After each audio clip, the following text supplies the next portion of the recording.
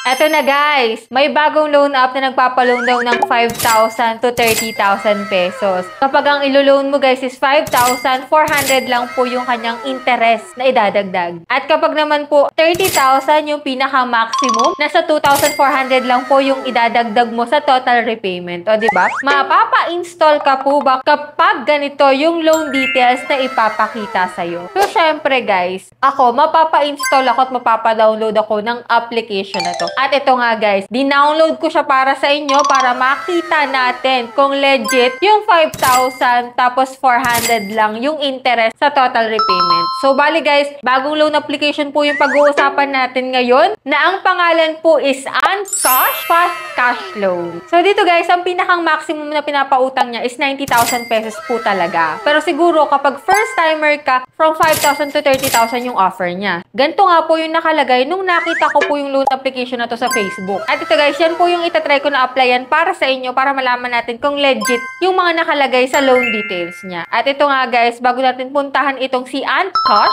if ever man po na hindi ka pa nakasubscribe sa aking YouTube channel, naku, i-click mo na po yung subscribe button, turn on the notification bell para updated ka sa mga latest vlogs natin, and paki-follow na rin yung aking other social media accounts like yung second channel ko po at yung aking third channel, at ganun din po yung aking Facebook page para if ever man na may katanungan kayo sa mga OLA, masasagot natin yan guys.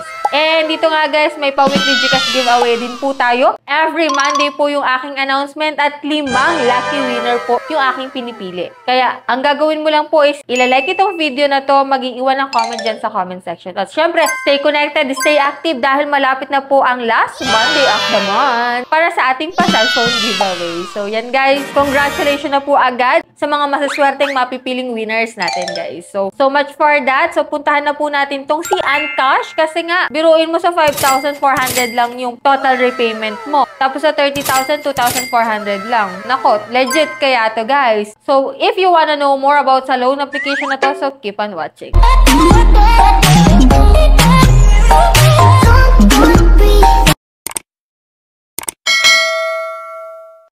So, disclaimer no, hindi po tayo agent or promoter nito. So, syempre, inire-review natin siya para maipakita sa inyo kung anong meron sa kanya, magkano yung offer ng loan application na to, at syempre kung hanggang kailan natin siya pwedeng bayaran. So, ito guys, si Ancash, para sa mga nagtatanong dyan, available lamang po ito sa App Store para sa mga iOS phone user, no? At nung dinownload ko nga siya, ito nga guys yung mga nakalagay. Kung makikita mo dito, Peso Lightning Fast Approval. So, get approved in minutes lang daw po. Access funds within hours. No long waits. Instant financial solutions. O, diba? With Peso, apply anytime, anywhere. So, 90,000 nga po yung pinakang maximum loan amount dito. At kung makikita mo nga dyan, bank level security daw sila. May transparent terms. So, detailed yung nakalagay sa loan dito. So, check natin guys kung totoo yung mga nakalagay dito sa ads niya. At ito nga po, nung dinownload ko siya, ito na. Hindi na po 90,000 yung pinapaloan niya, up to 60,000 po, no? So, after nun guys, nag-register po ako using my active mobile number. And then, dito guys, sa code, nakalagay na po sa screen yung mismong code. Hindi na po siya magsisend sa SMS code nyo, no? So, click natin yung login. And after nun guys, ito, instant 10,000 po nung pinapaloan ni Ancash. Yan, kung makikita mo dito, 10,000 yung maximum loan offer. Dahil first time po ako mag-apply sa kanya, no? And then, click ko yung apply. Kung makikita mo dito sa product detail, ito pa lang si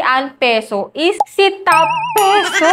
So, meaning, nagpalit lang siya ng pangalan at naging si Peso na siya, guys. So, if ever man na may account ka na kay Top Peso, sure ako na magre-reflect ito dito kay Peso. So, yan, wala pa po akong account dito, kaya yan, mag-fill up po ako nitong mga nakalagay dito. Una po, na fill upan ko is itong recommended ID type. Yan nga po, magsaselect ako ng ID dito na available sa akin. Next po is, mag-fill up po ako ng personal information. And after nun, guys, itong job information. Next is contact information. 3 contact number po yung aking ilalagay. And then dito guys, sa payment account information, e-wallet or bank po yung pamimilian ko. Sa e-wallet po, ito po yung option. Pwede po sa Gcash, Paymaya, Coins, GrabPay, Shopee, and OmniPay. And after nun guys, ito na nga. Bumungad na po sa aking pagmumukha yung loan details na pwede niyang ipaloan sa akin. So dito guys, 2,000 po yung offer niya. Pero hindi ko naman po sinasabi na same din na 2,000 ang pwedeng ipa-approve sa'yo once na nag-apply ka dito guys. So ito po ay depende pa rin. So dito guys sa 2,000, kinakalungkot ko doon sabihin sa inyo, 7 days lang siya, guys. And ito nga, hindi mo pa siya buong marireceive kasi 1,200 lang po yung disbursal amount kasi babawas po yung processing fee na 667, total interest fee na 13 pesos, risk control service fee na 120 pesos. And then after 7